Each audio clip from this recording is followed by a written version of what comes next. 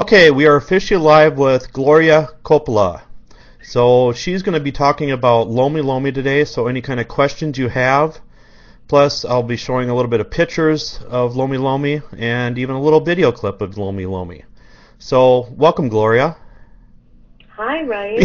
Aloha. And what does aloha mean? Aloha means a lot of things. It means hello, goodbye, but it means I love you. It means unity and friendship and harmony. It's got a lot of meanings.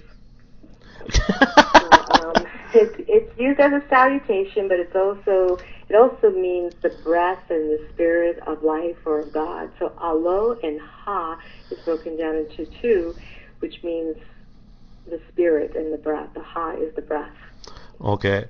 And so a haole is one without breath. That's what they call us white folks. one without breath. We don't have the ha. But we have the ha ha ha. Yeah.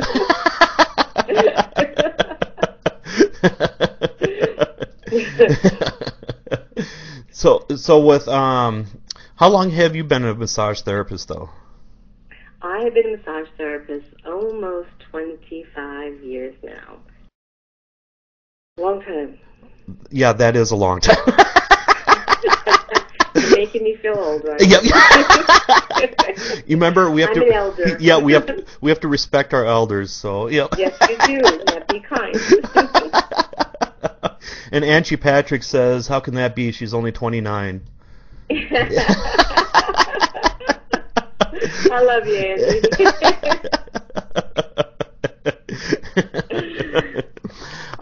What do you like most about the profession, would you say?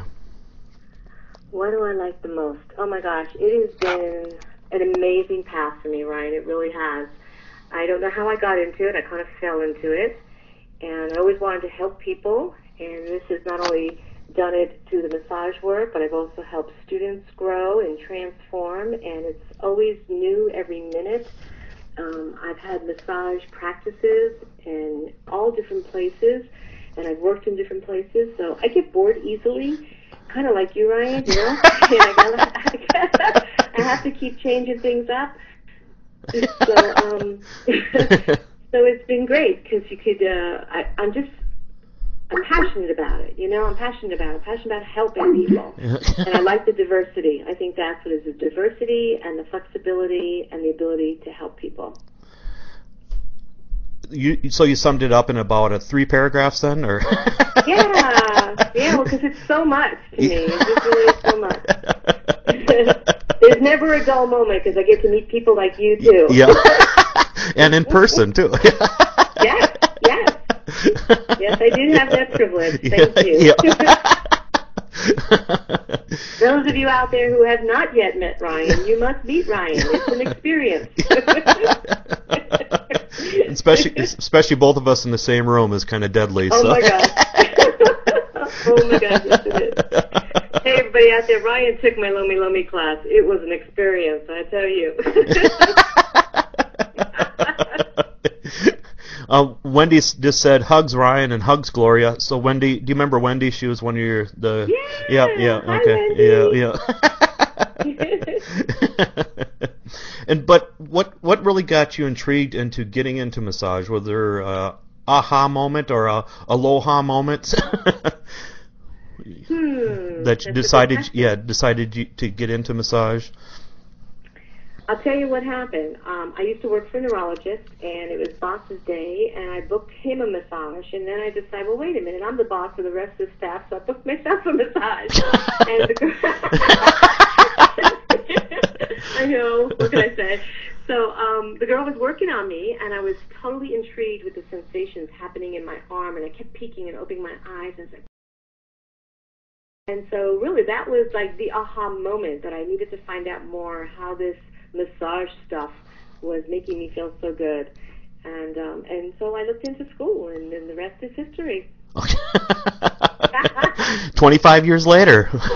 25 years later, yeah, and I've studied so many modalities. I mean, I jumped right out of massage school and right into John Barnes myofascial release, and it never stopped. You know, it just kept on going.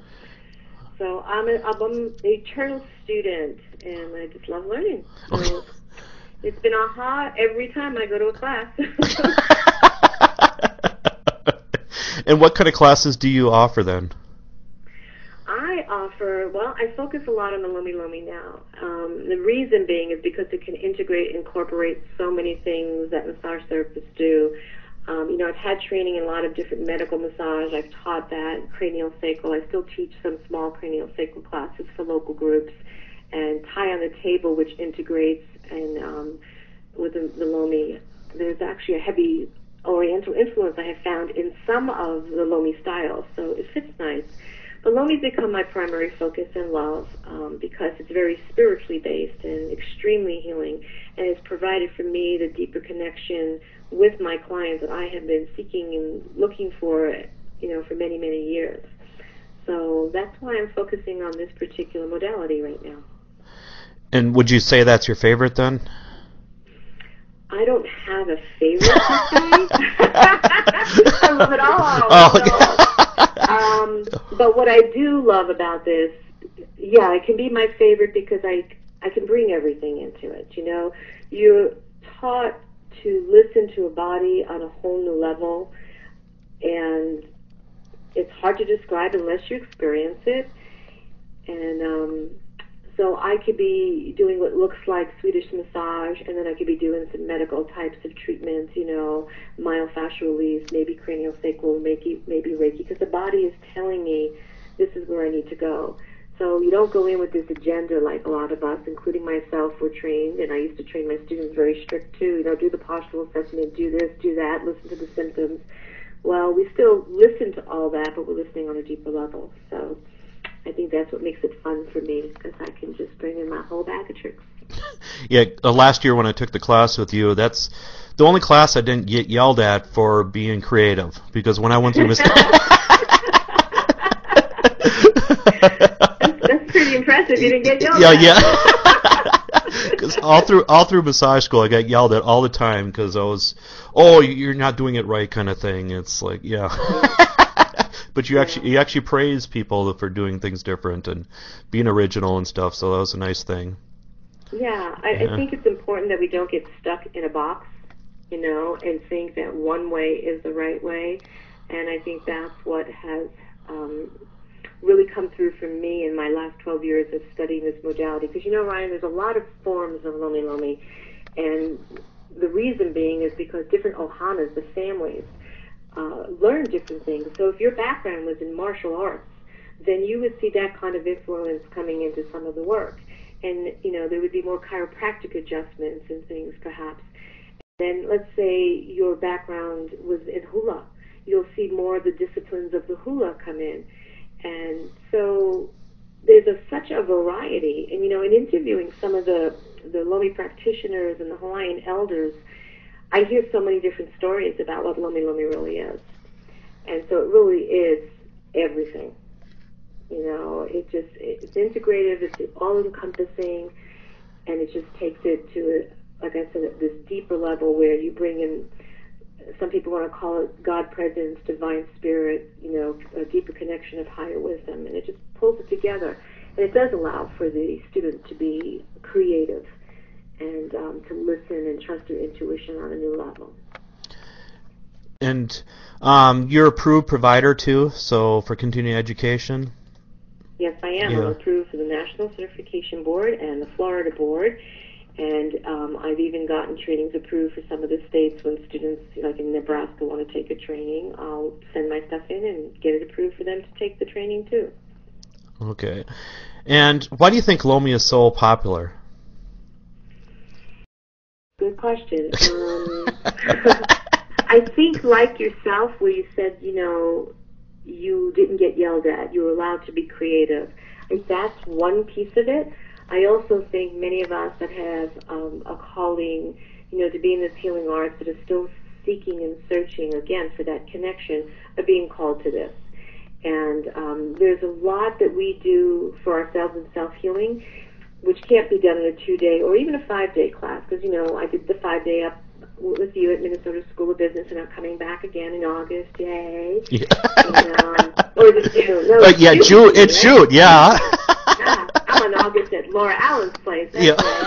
And So when we do these longer trainings and we commit to this work, we, the practitioner, go through a lot of our own self-healing. And I think a lot of us are craving that, wanting to be more balanced in so many ways, our body, our mind, our spirit, all. Lomi Lomi really does become a lifestyle. So what actually is Lomi Lomi, would you say? Okay, Lomi actually means not only massage, but it means to shift. And it's a tradition, like I said, it's been handed down, through generations. Many of the things have been secret. They have not been passed on. So myself, and many of us out here as Howleys, we don't know those secrets. They're not privy to us. And because a lot of the Hawaiian elders have passed on, we're never going to know it. So Lomi started out, your royalty, would get Lomi Lomi. They would create a sacred space for them. They would provide, like what a naturopath kind of would do, You'd go to them and you had a cleanse. You would spend some time, working different herbs and cleanse the body. The massage part was actually part of the end of it. So there was a lot of other things that they had to do, and if they came in with anger and they didn't know how to process that, they would do what's called ho'oponopono, and that's a process of learning how to communicate with people without fighting. Imagine that, huh? and finding a way to forgive not only yourself but others. And it's just a beautiful process, all of it. Prayer is brought into it, which is called pule. Prayer is brought into it, so you might be praying with the kahuna. So it's a variety of things, and the massage is just a small piece of it. And then Angie Patrick asks, is there any special equipment that you need for it? Good question, Andy. Well, we need our hands, yes. Lomi can be done anywhere. Traditionally, Lomi was done on top of mats, on the floor, outside, in nature, on a beach, They didn't have massage tables back then. It might be done on a mattress. Some people would use, hot stones. So, we do the stone therapy now. But hot stones, the lava rocks, were used by the ancient ones, way before we were doing it. And what they would do is they would take the medicinal herbal plants, let's say like noni, and they'd warm the stones out in the sun maybe for 45 minutes or so and wrap the noni leaf around it and place it on the client's body. And the medicine from the leaf would come out. So if the stones were there, that's what they used. Maybe there were seashells, and they would take the shells out of the ocean, and the shells also have a component of energy or mana, and they would put the shells over different parts of the body. Now, some shells pull out energy from the body, some put in if you need some. So they would intuit all of this, and they would use what was in nature, the elements, everything around them, because they didn't have tools back then. They would make Lomi sticks, from different trees and carve them out and, use them on the body. Now we've got all the bamboo therapy and stuff. So I'm seeing a lot of these modalities, these trainings coming out nowadays that are actually ancient methods that we used, by the Polynesians way before we had these continuing education classes. So the tools can be many, Angie. They can be anything that's in your environment, anything that you have that you feel your client needs for their healing process gets brought into the session. We could be using salts, and muds and clays, if we're helping somebody go through like a detoxing, process. Of course, our hands and our lotions or oils, that's there too. That's the small part.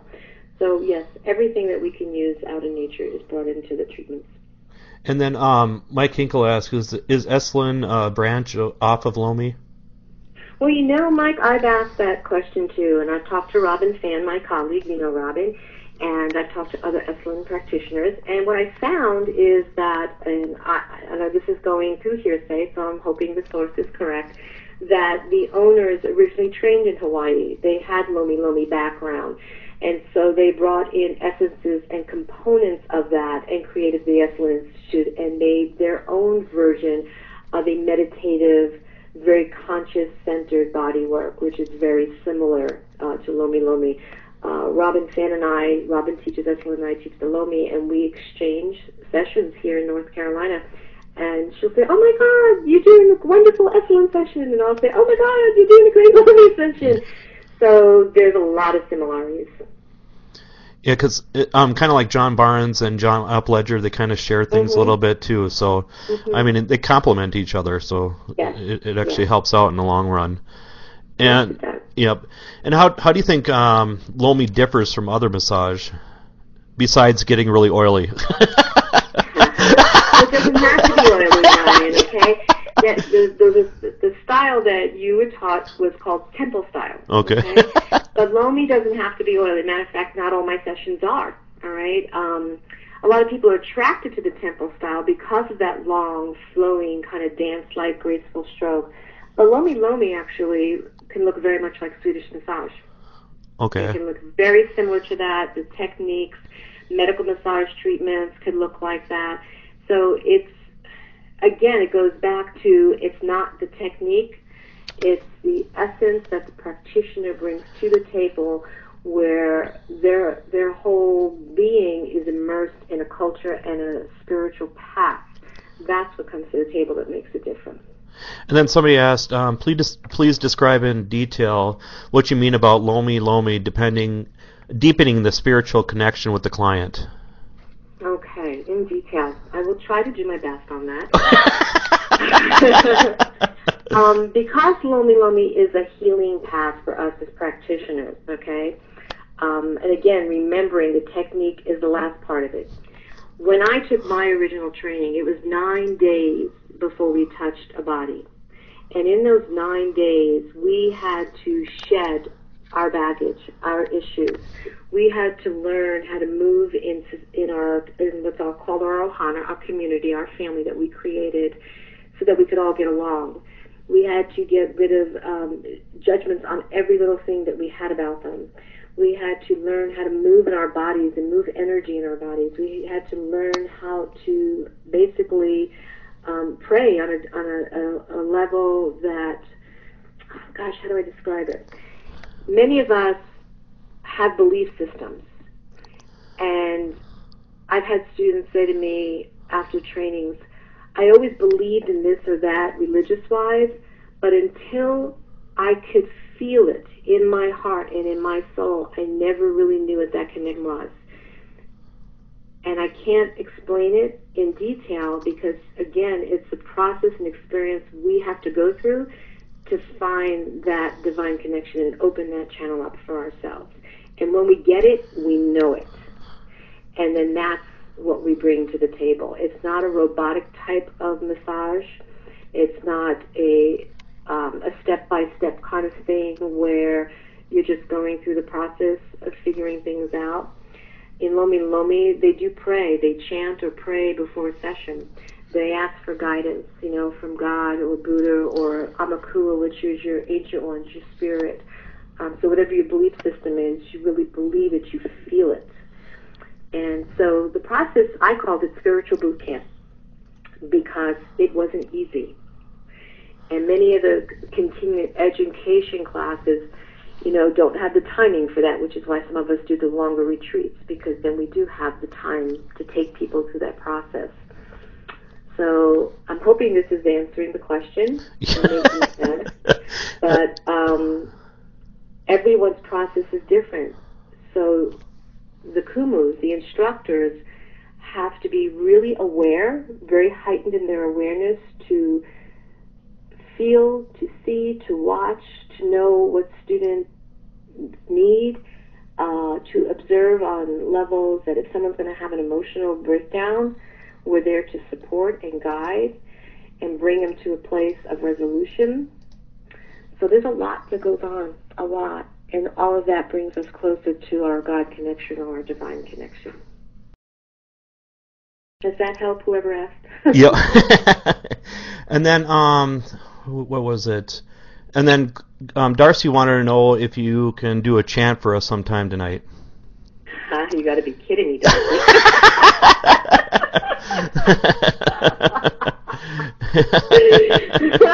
I'll tell you what, I'll do it at the World Massage Festival. How about that? Does it sound better? But, well, we do learn a chant, and Ryan, you know that. Yeah. There is a chant that we learn, which, Eo Mai, which calls out to our ancestors, to our wise elders, to our mentors.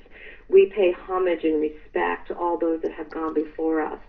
So our lineage, we're taught, and it's, I study Thai massage. They kind of do the same thing. Before you touch your body, you've got to put, say a prayer, a puja. And so I like the similarities between the two because they blend really well. And you honor everybody who ever taught you anything. And that includes your parents and your teachers in first grade and, your friends. And so we're honoring that, and then we're asking for those that have more wisdom than us to please help us and guide us. And so we surrender, we get out of our own ego, and we surrender where we bring that forth. And that's what makes this work, different than massage too. And, sometimes people will say to me, students will say, oh, I don't know if I can chant. I don't think I want to do that. My clients are going to think I'm weird. And I felt that way. I think it's normal. It took me 5 years to learn the chant and really feel the chant inside of me.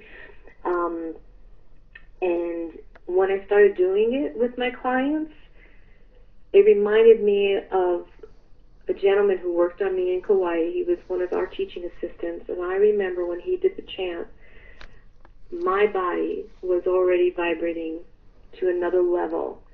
And I don't even remember him touching me and doing massage per se, because I was in this really wonderful, etheric place that I was just floating.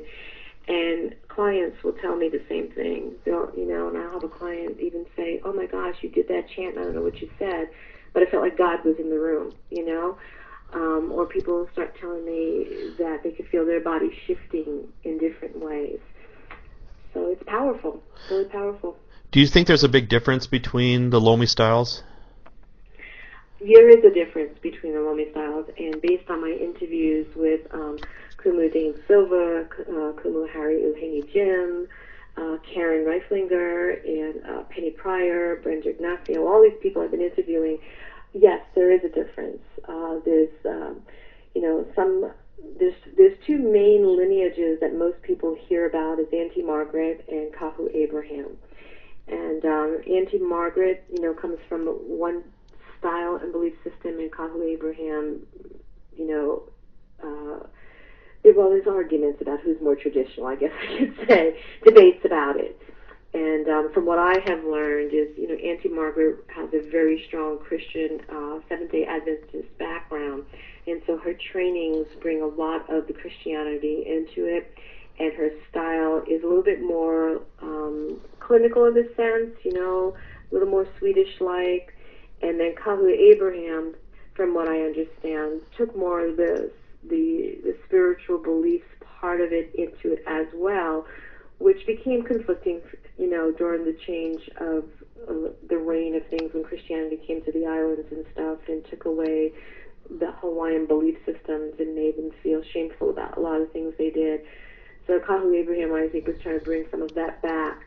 And then I've heard all these different things about, the temple style this, and I get a lot of mixed messages about everything. And it seems that, from what I can gather, is the temple style evolved over a lot of different things, not just Kahu Abraham's style in teaching, but those of us that have taken it and elaborated upon it and added things to it.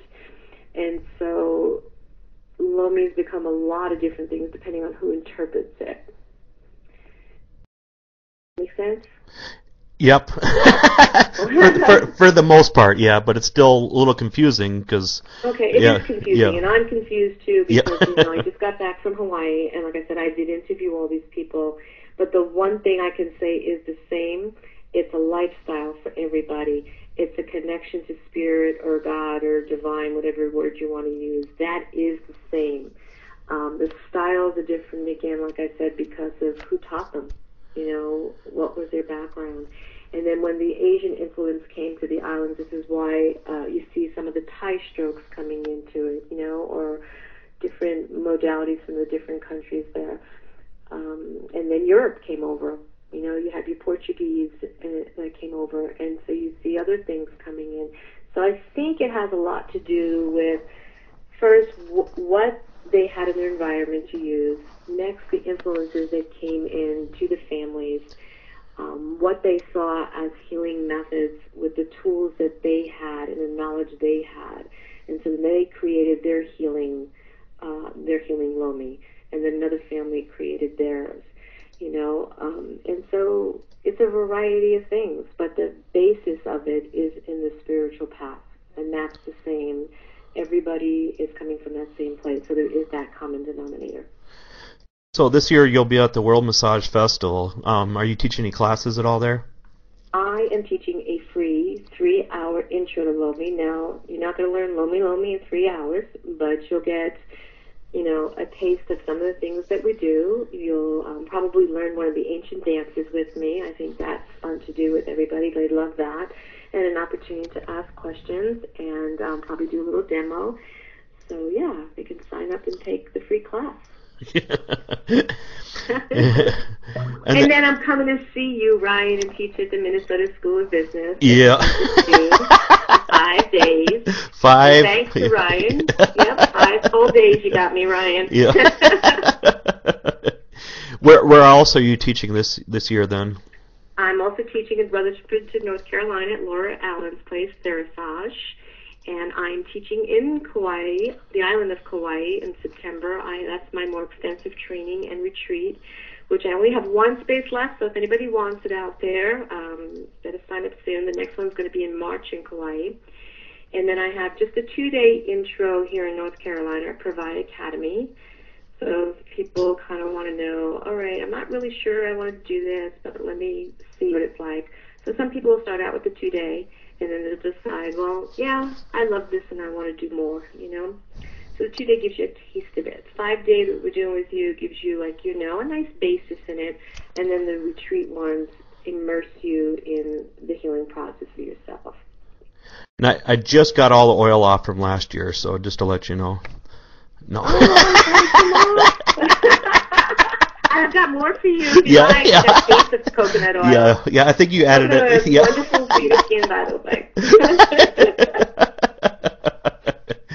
And I also heard you recently wrote a massage program for Privy, is it pronounced? Provide, yeah. Provide Academy. Yeah. Yep, the brand new school in Asheville, North Carolina, and Yeah. I wrote a comprehensive healing arts massage program there, which I am the lead massage instructor, and I've got a group of amazing, gifted women right now, and they are blossoming like a lotus flower. I just love watching them. So yeah, we're having fun. Yeah. So do you teach Lomi there then too? Well, I do in a sense. I bring in a lot of the things that I know without calling it Lomi Lomi within my massage training, because a lot of it is valuable for therapists. And, you know, the movement therapy that we do, the breath work that we do. So my students are learning that stuff. I don't call it Lomi Lomi. I'm a massage therapist for over 20 years.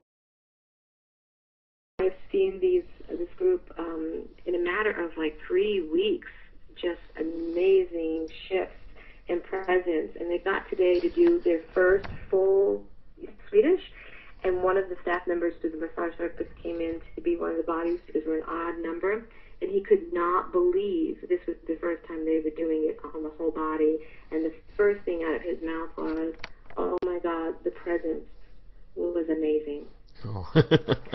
So they're getting it. They're getting the Lomi to osmosis. Yeah. And aren't you an advanced craniosacral therapist too? Yes, I am, and that used to be my love. I mean, it's still my love. Yep. But that wasn't for many years. Yeah. And honestly, you know, Ryan, craniosacral taught me a lot on trusting my own intuition, trusting the body, and so I think that was a really good foundation for me prior to getting involved in Lomi Lomi, you know, because it is a little more esoteric and not so physically oriented like neuromuscular therapy. I fell in love with that. It again it allowed for me to get out of the box, and I was a teaching assistant for them for many, many years. I had that wonderful privilege. And I've seen people go through some profound shifts in that work too. And then somebody, and somebody asked, how does Lomi Lomi affect pregnancy for the mom and the baby? Well, actually, the elders, they used to work with, they were specialized in pregnancy. I don't particularly specialize in pregnancy, but there was a woman that tells her story, one of the Hawaiian elders, where she was working only with pregnant women, and there was a woman that came to her, and she said, the doctor told me my baby died, you know, they can't find my baby's heartbeat. And she said, that's crazy, you know, where's your baby then? You know, where'd the baby go? You know? And she was supposedly like 5 months pregnant. And so the woman, you know, put her on her side in different postures and started feeling around in the body, you know, for this fetus. And finally she got a heartbeat all the way up underneath the ribs. And she said to the woman, you know, she started feeling like energetically what was happening with the woman's body. And she said, well, what do you do all day? It feels like you twist your body back and forth and back and forth. And she says, well, I did. She says, I worked in an orchid, you know, plant where we had to take the orchids and put the good ones over here, and then I had to twist my body, and the bad ones would go over here. So she says, well, you lost your baby while you were doing that. The baby slid underneath her ribs. And so she did some manipulations to move the fetus back to where it was, and came to full term and has a healthy, happy baby. So there are people that do specialize in that kind of work. Oh, cool. And then really cool. Somebody's leaking out that you're going to be in the Hall of Fame. All right. Yeah, I guess somebody nominated me. Yeah. You're welcome. No.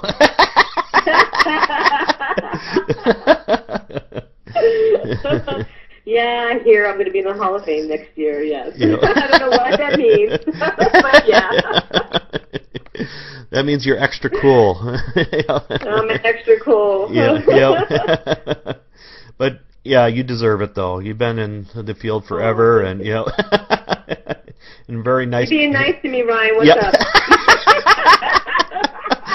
Don't worry. I'll edit the video later. Okay.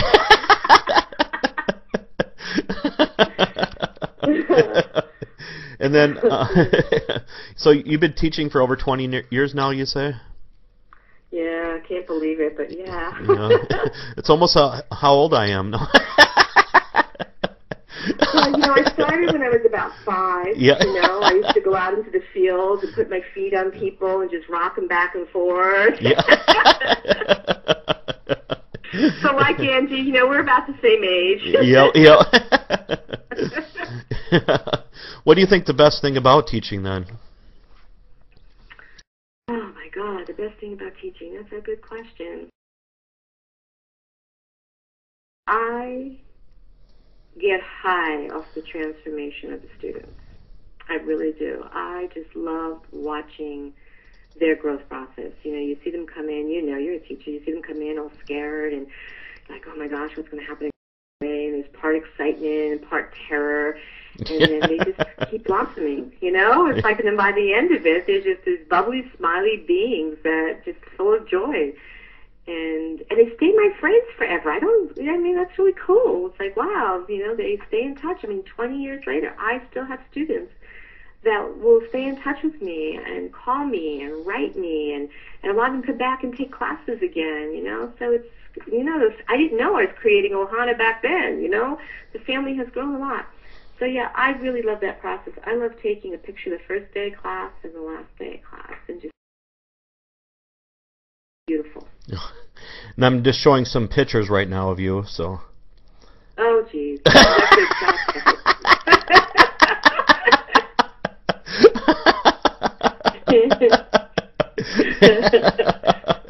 You got the right angles, right? Yeah. We'll talk. Yeah.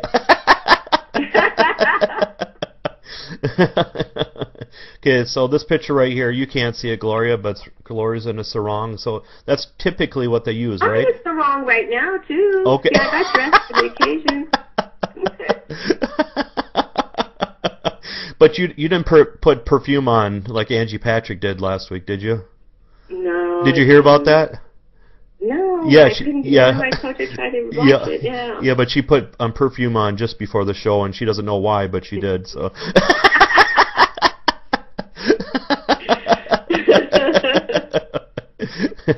No, but I do have my sarong on. I didn't do it intentionally, but I do love sarongs, and they're comfortable, and I just wear them all the time.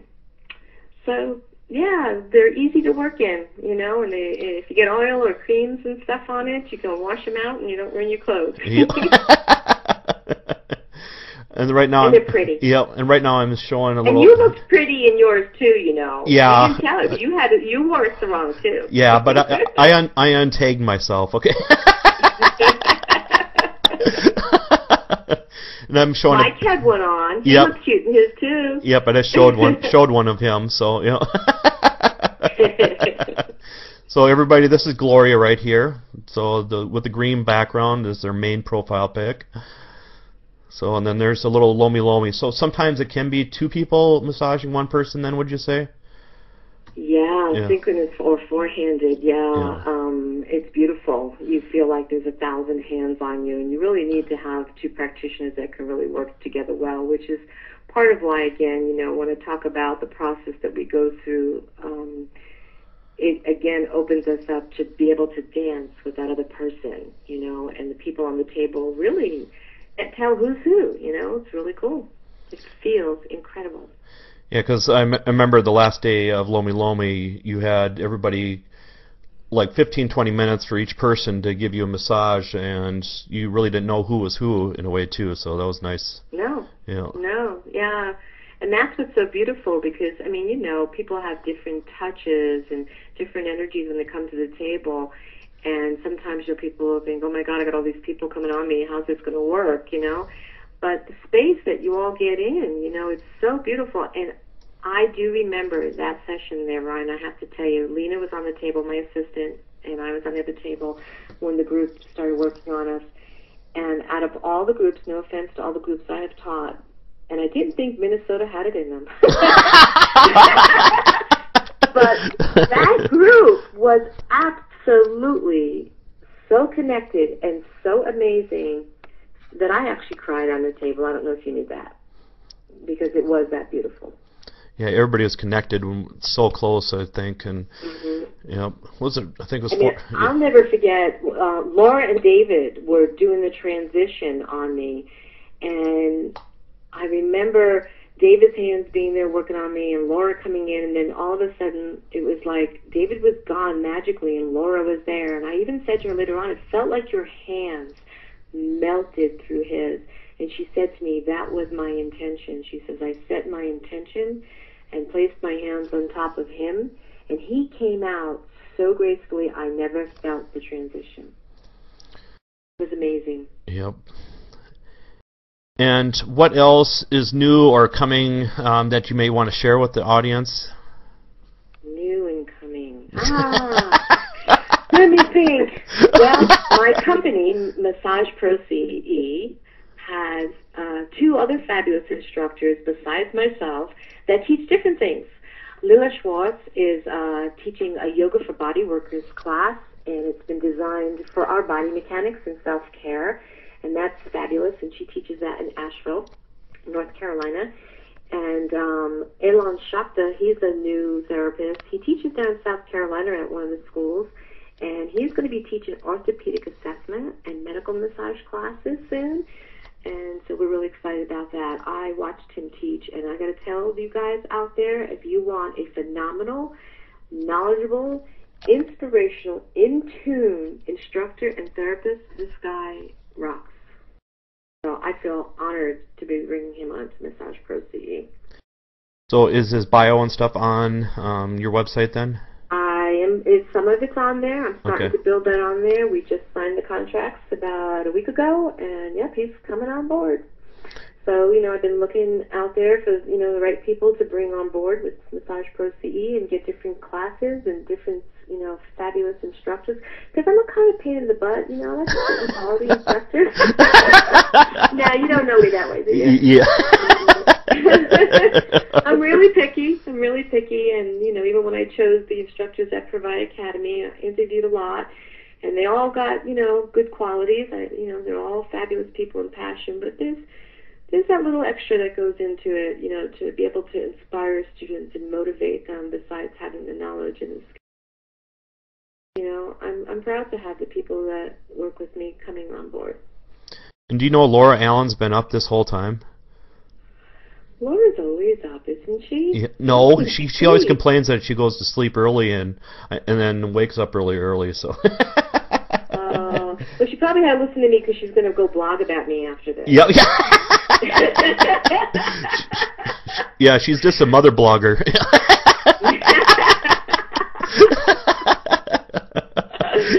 Yeah, we tried to get Laura to come and take the Lomi last year as hard, but we did put a lay on her. She did, officially get laid. Yep. And she's bringing me back. Yeah. Yeah, and I showed that one picture, so if anybody wants, I'll make it viral for you.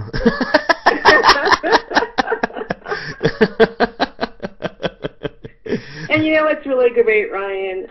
And a lot has to do with you, too. People like you and Laura and others that I have met along this journey is we support each other, we help each other, we promote each other, and that is so beautiful. And I want to thank you for everything you have been doing for everybody. Mike Hinkle creating the World Massage Festival, and Angie going all over the place and doing things for schools and stuff. I mean, we are like the best people around. Yep. So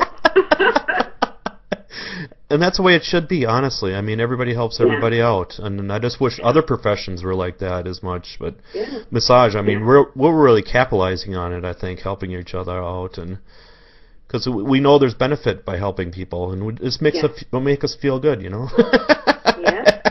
Just like when we give a massage, it's almost like receiving a massage. Totally. Yeah.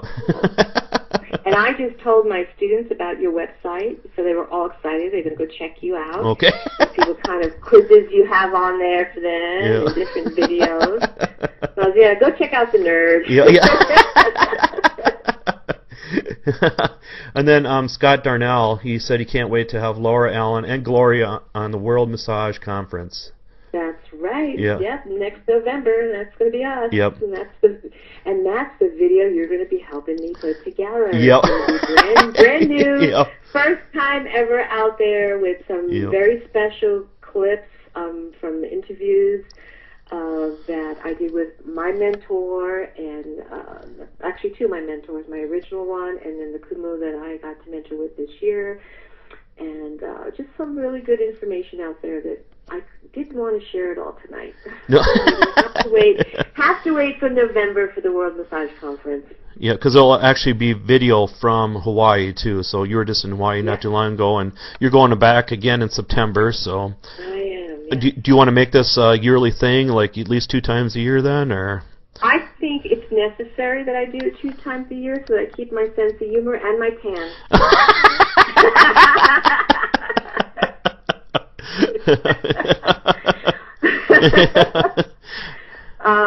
I used to live on Kauai, Ryan. I used to live there for 7 years. It's an amazing place. It's a healing place. And when I brought that training there this year, it was the first time I brought it to Kauai. I have to tell you, the group shifted and changed and far surpassed anything that I've seen here that happens in the trainings here. Because the energy is so strong and powerful there. They get to live a lifestyle that they can only dream of. I hire a special, wonderful, magical, holistic counselor who's a chef. She prepares, you probably wouldn't like it because you like hot dogs. Yeah. But she prepares these amazing meals for people so that, remember earlier I said Lomi was originally, like you cleanse first. So we do all that. We go to Annie Angeline's, which is one of the Hawaiian elders that has a place, a beautiful property setting there. And she's got these tiki huts that are steam huts, and there's massage tables inside, and we did salt scrubs, and we spent hours there, and that was day 1, and we came out already feeling like, we had been on the islands for 3 months, So it really gave the students a whole nother level. So I'm going to be selfish and, yes, go back for myself and to bring others, because it's good for me, being in the healing profession, to live and breathe what I preach, and that makes it easier for me there. The foods are vibrant and healthy. I mean, you pick papayas literally off the trees, and bananas, and everything tastes alive.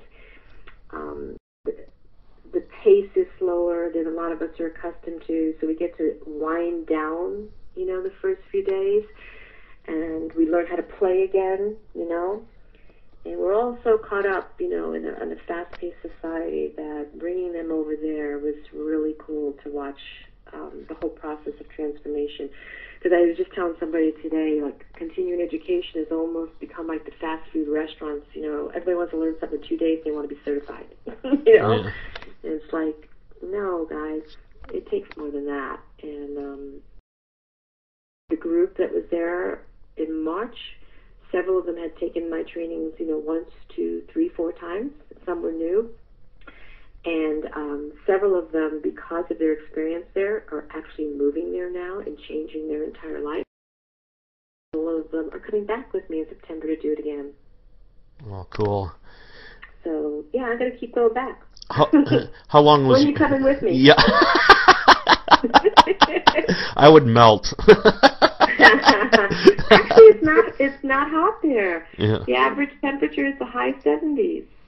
Well, that's doable at least then, and yeah, as long as I mean, you get some warmer days if the trade winds stop, but for the most part, it's pretty comfortable. It gets a little cooler than nice. Matter of fact, when I did my Lomi training there, I was really shocked, because we did it up in Waimea Canyon in January, and I had no idea it got to 30 degrees up there. I was not prepared. So we just send you to the mountains. Yeah. And I have a question. The locals, what do they think about somebody from the United States or from a different state coming in to teach Lomi?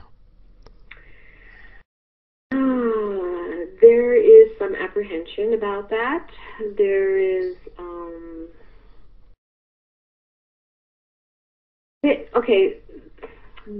they consider what we do here on the mainland contemporary Lomi, and they're traditional. They are very protected with their information. They have, what's the word I want to use?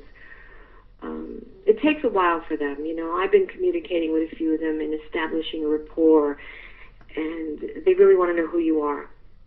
They want to make sure that the work you're doing is really coming from the same source that they're talking about, living and breathing. They want to make sure you're going to honor that. And so they watch and see, and they question, and